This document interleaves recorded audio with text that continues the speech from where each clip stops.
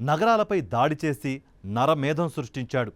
పిల్లలు, స్త్రీలు, పురుషులు ఇలా ఎవరినీ విడిచిపెట్టలేదు. అతను ముందుకు సాగుతున్న కొద్దీ ప్రజల గుండెల్లో భయం పెరిగింది. మహమ్మద్ గజనీ సోమనాథ్ తలుపులను బద్దలు కొట్టడానికి ప్రయత్నించిన రోజు వేలాది మంది భక్తులు గర్భగుడిలోని శివుని ముందు నిలుచుని ప్రార్థించారు. కానీ భక్తుల ఆర్తనాదాల ముందు కత్తులకు కనికరం ఉండదు. సుల్తాన్ సైనికులు దారుణంగా చొచ్చుకొచ్చారు. వేలాది మంది నిరాయుధ భక్తులు అక్కడే ఊచకోతకు గురయ్యారు. ఆలయ గర్భగుడిని నాశనం చేసేందుకు మహమ్మద్ ఆదేశించాడు. శివలింగాన్ని పగలగొట్టాలని అతను సంకల్పించుకున్నాడు. కానీ శివుని ముందు ఎవరైనా నిలబడగలరా?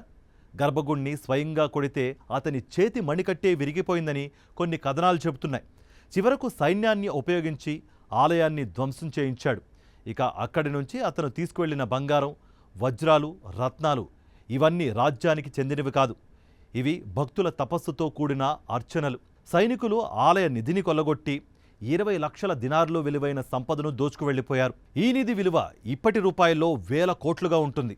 అలా సోమనాథ్ ఆలయం ఆనాడు పూర్తిగా ధ్వంసమైపోయింది. కానీ భక్తుల ఆత్మ జ్వాల నిలిచింది.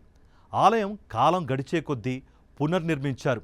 ఒక్క మాటలో చెప్పాలంటే సోమనాథ్ కేవలం ఆలయం మాత్రమే కాదు, ఇది ధర్మానికి, శక్తికి, విశ్వాసానికి ప్రతీక.